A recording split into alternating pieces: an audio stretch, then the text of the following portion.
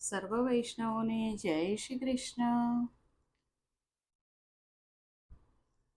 આપણી છઠ્ઠા દિવસની પ્રેક્ટિસ હતી કે પહેલાં આપણે આ જીવનનું લક્ષ્ય નક્કી કરવાનું હતું અને બીજી એ પ્રેક્ટિસ હતી કે કથા સાંભળી તેનું મનન કરવું, જીવનમાં તેને ઉતારવાનો પ્રયત્ન કરવો. તો પહેલું હતું કે આ જીવનનું લક્ષ્ય નક્કી કરવું. તો આમાં હું તમને મારી વાત કહું કે મેં મારા જીવનનું લક્ષ્ય મેં એ નક્કી કર્યું છે કે મને પ્રભુની પ્રાપ્તિ કરવી છે અને આ જ જીવનમાં પ્રભુની પ્રાપ્તિ કરવી છે. એ મારા જીવનનું લક્ષ્ય છે. આપ સૌએ પણ આપના જીવનનું લક્ષ્ય નક્કી કર્યું હશે. અગર તમને યોગ્ય લાગે તો કોમેન્ટમાં જણાવી શકો છો, નહીં તો તમે જેની સાથે રહેતા હશો એને પણ કહી શકશો, તમારા ફેમિલીમાં પણ કોઈને કહી શકશો કે મેં આ લક્ષ્ય નક્કી કર્યું છે. અગર આપણે કોઈને કહીશું તો આપણે એ રસ્તેથી થોડા ભટકીશું તો આપણને એ કોઈ યાદ કરાવશે કે તારું આ લક્ષ્ય હતું. તો આપણે થોડા લોકો, જે આપણા ખાસ લોકો હોય, જે આપણને એમાં મદદ કરી શકે એવા હોય, એવા લોકોને આપણે જણાવીશું કે મારા જીવનનું લક્ષ્ય આ છે. અને બીજી પ્રેક્ટિસ હતી જે કથા સાંભળી તેનું મનન કરવું. તો આપણે જે પણ સાંભળીએ છીએ એનું મનન કરીને આપણી રોજની પ્રેક્ટિસ જે અત્યાર સુધીની થઈ છે એ આપણે કરતા રહીશું. અને થોડા દિવસ થશે એટલે હું બધી પાછી પ્રેક્ટિસ હું ફરીથી બોલી જઈશ એટલે આપણને યાદ રહેશે અને તમે સૌ પણ એ બધી યાદ કરતા રહેશો. હવે આગળ જોઈએ. સચ્ચિદાનંદ રૂપાય વિશ્વોત્પત્યાદિહેતવે તાપત્રય વિનાશાય શ્રીકૃષ્ણાય વયં નુમઃ. શ્રીકૃષ્ણાય વયં નુમઃ. જે જગતની ઉત્પત્તિ, સ્થિતિ અને વિનાશનો હેતુ છે તથા જે ત્રણેય પ્રકારના તાપોના નાશ કરવાવાળા છે એવા સચ્ચિદાનંદ સ્વરૂપ ભગવાન શ્રી કૃષ્ણને અમે વંદન કરીએ છીએ. અગાઉ આપણે જોયું કે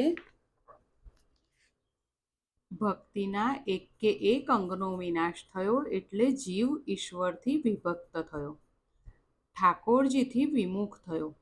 બુદ્ધિનો બહુ અતિરેક થાય એટલે ભક્તિનો વિનાશ થાય. ભક્તિ છિન્ન ભિન્ન થઈ એટલે જીવન વિભક્ત થયું. ભક્તિના બે બાળકો છે, જ્ઞાન અને વૈરાગ્ય. જ્ઞાન અને વૈરાગ્ય સાથે ભક્તિનો આદર કરો. જ્ઞાન અને વૈરાગ્યને મૂર્છા આવે છે ત્યારે ભક્તિ પણ રડે છે. જ્ઞાન અને વૈરાગ્યને મૂર્છા આવે છે ત્યારે ભક્તિ પણ રડે છે.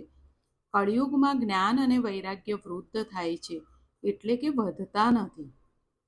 કળિયુગમાં જ્ઞાન અને વૈરાગ્ય વૃદ્ધ થાય છે એટલે કે વધતા નથી.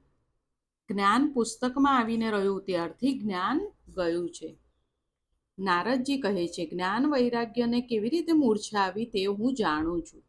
આ કળીકાળમાં જગતમાં અધર્મ વધ્યો છે તેથી તેઓને મૂર્છા આવી છે. આ વૃંદાવનની પ્રેમ ભૂમિથી તેમને પુષ્ટિ મળી છે. કળિયુગમાં જ્ઞાન વૈરાગ્યની ઉપેક્ષા થાય છે એટલે તે ઉત્સાહ વગરના વૃદ્ધ થયા છે.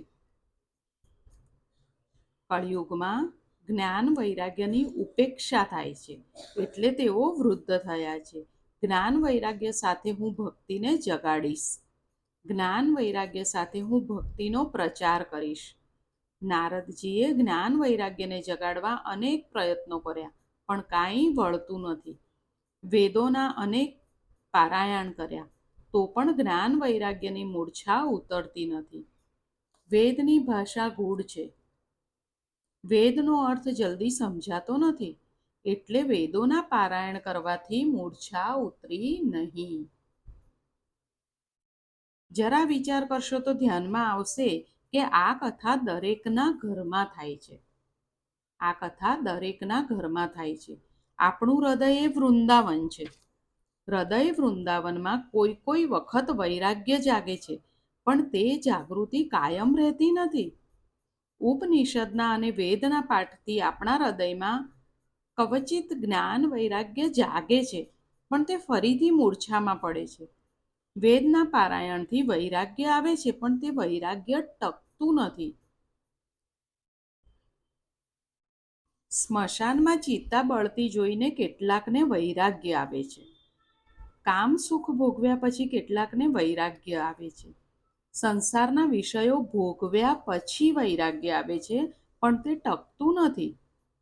વિષયો ભોગવે એટલે તેના પ્રત્યે અરુચિ આવે છે, પરંતુ તે વૈરાગ્ય અને વિવેક વગરની હોવાથી કાયમ ટકતી નથી. બધું વેદમાંથી જ નીકળ્યું છે, પરંતુ વેદોની ભાષા ગૂઢ હોવાથી તે સામાન્ય મનુષ્યની સમજમાં આવતી નથી. કળિયુગમાં તો કૃષ્ણની કથા અને કૃષ્ણના કીર્તનથી જ જ્ઞાન વૈરાગ્ય જાગૃત થાય છે. ફરી જોઈએ. કળિયુગમાં તો અત્યારે કળિયુગ જ ચાલે છે, તો કળિયુગમાં તો કૃષ્ણની કથા અને કૃષ્ણના કીર્તનથી જ જ્ઞાન વૈરાગ્ય જાગૃત થાય છે. જ્ઞાન વૈરાગ્યની મૂર્છા ઉતરતી નથી. નારદજી ચિંતામાં પડ્યા. હવે નારદજીએ બહુ પ્રયત્નો કર્યા, પણ જ્ઞાન વૈરાગ્યની મૂર્છા ઉતરતી નથી. એટલે નારદજી ચિંતામાં પડ્યા. તે વખતે આકાશવાણી થઈ કે તમારો પ્રયત્ન ઉત્તમ છે. જ્ઞાન વૈરાગ્ય સાથે ભક્તિનો પ્રચાર કરીને તમે કાંઈક સત્કર્મ કરો. પણ હું શું સત્કર્મ કરું? આકાશવાણીએ કહ્યું કે સંતો તમને સત્કર્મ બતાવશે. આકાશવાણીએ નારદજીને શું કીધું કે સંતો તમને સત્કર્મ બતાડશે. નારદજી અનેક સાધુ સંતોને પૂછે છે, જ્ઞાન વૈરાગ્ય સાથે ભક્તિને પુષ્ટિ મળે તેવો ઉપાય બતાવો. પણ કોઈ નિશ્ચિત ઉપાય બતાવી શક્યા નહીં. તેથી નારદજી ચિંતામાં પડ્યા કે મને નિશ્ચિત ઉપાય બતાવનાર સંત મને ક્યાં મળશે? શું સાધન બતાડશે? તેનો વિચાર કરતા નારદજી ફરતા ફરતા બદ્રિકાશ્રમમાં આવ્યા. નારદજી એ સંતને શોધવા માટે કે મને કોણ એનો ઉપાય બતાડશે એ શોધવા માટે ફરતા ફરતા બદ્રિકાશ્રમમાં આવ્યા. ત્યાં સનકાદી મુનિઓને તેમણે જોયા. ઉપર જણાવ્યા મુજબ સનકાદી ઋષિઓ અને નારદજીનું મિલન થયું. નારદજીનું મિલન કોની સાથે થયું? સનકાદી ઋષિઓ સાથે થયું. નારદજીએ સનતકુમારોને બધી કથા કહી. નારદજી કહે છે કે જે દેશમાં હું જન્મ્યો તે દેશને હું ઉપયોગી ન થાઉં તો મારું જીવન વૃથા છે. હવે આપ મને બતાવો કે હું શું સત્કર્મ કરું જેથી જ્ઞાન અને વૈરાગ્યની મૂર્છા ઉતરે. સનકાદી મુનિઓ કહે છે, દેશના દુઃખે તમે દુઃખી છો. તમારી ભાવના દિવ્ય છે. ભક્તિનો પ્રચાર કરવાની તમારી ઈચ્છા છે. તમે ભગવદ્ જ્ઞાન યજ્ઞનું પારાયણ કરો. સનકાદી ઋષિઓએ શું કીધું કે તમે ભાગવત જ્ઞાન યજ્ઞનું પારાયણ કરો. તમારી ઈચ્છા પૂર્ણ થશે. તમે ભાગવત જ્ઞાન યજ્ઞ કરો અને તેનો પ્રચાર કરો. તેથી લોકોનું કલ્યાણ થાય. આ કથાના શ્રવણથી જ્ઞાન અને વૈરાગ્યની જાગૃતિ થશે. શેનાથી થશે? ભાગવતની કથાથી જ્ઞાન અને વૈરાગ્યની જાગૃતિ થશે. ભાગવતની કથા જ્ઞાન, ભક્તિ અને વૈરાગ્યને વધારનારી છે. વેદનું પારાયણ કરવું સારું છે, પણ વેદનો અર્થ જલ્દી ધ્યાનમાં આવતો નથી. તેથી સર્વ વેદોના સાર એવો ભાગવત જ્ઞાન યજ્ઞ કરો. ભાગવત કથામૃતનું પાન કરવા ત્યાંથી તેઓ ગંગા કિનારે આવ્યા. શુદ્ધ ભૂમિમાં સાત્વિક ભાવ જાગે છે. શુદ્ધ ભૂમિમાં સાત્વિક ભાવ જાગે છે. ભૂમિની અસર સૂક્ષ્મ રીતે મન ઉપર થાય છે. ભોગ ભૂમિ એ ભક્તિમાં બાધક છે. ગંગા એ જ્ઞાન ભૂમિ છે. માટે આજ્ઞા કરી છે કે ગંગા કિનારે ચાલો. નારદજી સનતકુમારો સાથે આનંદવનમાં આવ્યા છે. સનતકુમારો વ્યાસાશ્રમમાં આવ્યા છે. નારદજી હાથ જોડીને બેઠા છે. ત્યાં ઋષિમુનિઓ પણ ભાગવત કથાનું પાન કરવા આવ્યા છે. જે નહોતા આવ્યા તે એક એકના ઘરે ભૃગુ ઋષિ જાય છે અને વિનયથી વંદન કરીને મનાવીને કથામાં લઈ આવે છે. સત્કર્મમાં બીજાને પ્રેરણા આપે તેને પણ પુણ્ય મળે છે. સત્કર્મમાં બીજાને પ્રેરણા આપે તેને પણ પુણ્ય મળે છે. કથાના આરંભમાં જય જયકાર કરે છે અને હરયે નમઃ, હરયે નમઃ, હરયે નમઃ નો શબ્દોચ્ચાર કરે છે. આ મહામંત્ર છે. બધી પ્રવૃત્તિ છોડીને મનુષ્ય ધ્યાનમાં બેસે છે ત્યારે પણ માયા વિઘ્ન કરે છે. અનાદિકાળથી મનુષ્યનું માયા સાથે યુદ્ધ થતું આવ્યું છે. બધી પ્રવૃત્તિ છોડીને મનુષ્ય ધ્યાનમાં બેસે છે ત્યારે પણ માયા વિઘ્ન કરે છે. અનાદિકાળથી મનુષ્યનું માયા સાથે યુદ્ધ થતું આવ્યું છે. જીવ ઈશ્વર પાસે જાય છે તે માયાને ગમતું નથી. જીવ સર્વ પ્રકારનો મોહ છોડી પ્રભુ પાસે જાય તે માયાને ગમતું નથી.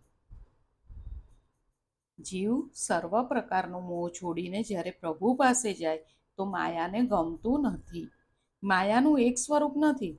ઈશ્વર જેમ વ્યાપક છે તેમ માયા પણ વ્યાપક જેવી છે. જીવ અને ઈશ્વરના મિલનમાં માયા વિઘ્ન કરે છે. જીવ અને ઈશ્વરના મિલનમાં માયા વિઘ્ન કરે છે. માયા મનને ચંચળ બનાવે છે. માયા મનુષ્યને સમજાવે છે કે સ્ત્રી વગેરેમાં જ સુખ છે. મનુષ્યને માયા હરાવે છે અને મનુષ્યની હાર થાય છે, માયાની જીત થાય છે. કારણ મનુષ્ય ભગવાનનો જય જયકાર કરતો નથી. કથા ભજનમાં ઈશ્વરનો પ્રેમથી જય જયકાર કરવો. માયાની હાર થાય અને મારી જીત થાય. પ્રભુનો જય જયકાર કરો, તમારી પણ જય થશે. ભૂખ તરસને ભૂલશો નહીં તો પાપ થશે. ભૂખ તરસને સહન કરવાની ટેવ પાડો. આગળ કથા આવશે. પરીક્ષિતની બુદ્ધિ ભૂખ તરસે જ બગાડી હતી. સૂતજી સાવધાન કરે છે, હે રાજન, નારદજી આજે શ્રોતા થઈને બેઠા છે. સનકાદી આસન ઉપર બિરાજ્યા એટલે જય જયકાર શબ્દ થવા લાગ્યા.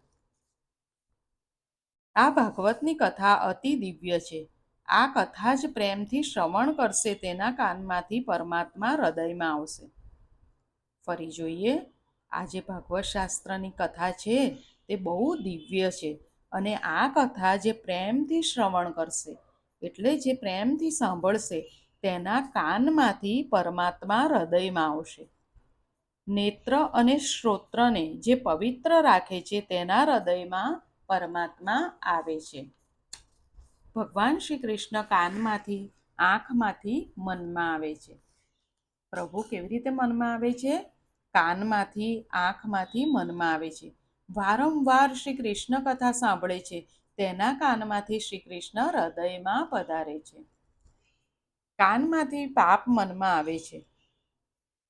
કાનને કથા શ્રવણ કરાવશો, તમે ભાગવતની કથા સાંભળશો તો મન ભગવાનમાં સ્થિર થશે. ભાગવતની કથા સાંભળશો તો મન ભગવાનમાં સ્થિર થશે. કાનમાંથી ભગવાન હૃદયમાં આવશે. આંખ અને કાન એ ભગવાનને હૃદયમાં દાખલ કરવાના દેહના બે દરવાજા છે, બે સાધન છે. ફરી જોઈએ. પ્રભુ મનમાં કેવી રીતે આવે છે? આંખમાંથી અને કાનમાંથી. તો આંખ અને કાન એ ભગવાનને હૃદયમાં દાખલ કરવાના બે દરવાજા છે. ઘણા આંખથી પ્રભુના સ્વરૂપને મનમાં ઉતારે છે. આપણે પ્રભુના દર્શન કરીએ અને પ્રેમથી પ્રભુના સ્વરૂપને જોઈએ તો એવી રીતે ઘણા લોકો આંખથી પ્રભુના સ્વરૂપને મનમાં ઉતારે છે અને ઘણા કાનથી શ્રવણ કરીને ભગવાનને હૃદયમાં ઉતારે છે. આથી આંખ અને કાન બંને પવિત્ર રાખો. ત્યાં શ્રી કૃષ્ણને પધરાવો.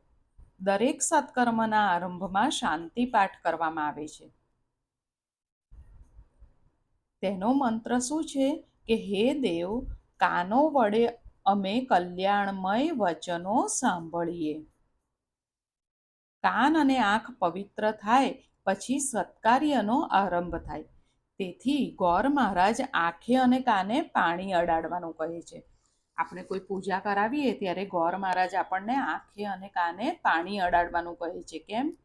કારણ કે કાન અને આંખે પવિત્ર થાય એ પછી જ સત્કાર્યનો આરંભ થાય. શુદ્ધ ઇન્દ્રિયમાં જ પરમાત્માનો પ્રકાશ થાય છે. આથી ઇન્દ્રિયોને શુદ્ધ કરો અને શુદ્ધ રાખો. મન શુદ્ધ કર. કાળ બગડ્યો નથી, કાળજું બગડ્યું છે. નેત્ર અને શ્રોત્રને પવિત્ર કર્યા પછી કથાનો આરંભ થાય છે. આજે અહીંયા સુધી રાખીએ. આજે આપણે શું જોયું એની આપણે કઈ પ્રેક્ટિસ છે એ જોઈ લઈશું. આજની આપણી પ્રેક્ટિસ છે, જેમ આપણે જોયું તેમ આંખ અને કાન એ ભગવાનને હૃદયમાં દાખલ કરવાના દેહના 2 દરવાજા છે. તો આપણે જ્યારે પ્રભુના દર્શન કરીશું તો પ્રભુના સ્વરૂપને પ્રેમથી નિહાળીશું અને નિહાળતા નિહાળતા આંખોથી આપણે પ્રભુના સ્વરૂપને આપણા હૃદય કમળમાં પધરાવીશું અને કાનથી આપણે શ્રીમદ ભાગવતની કથા સાંભળીશું અને તેનું મનન કરીશું.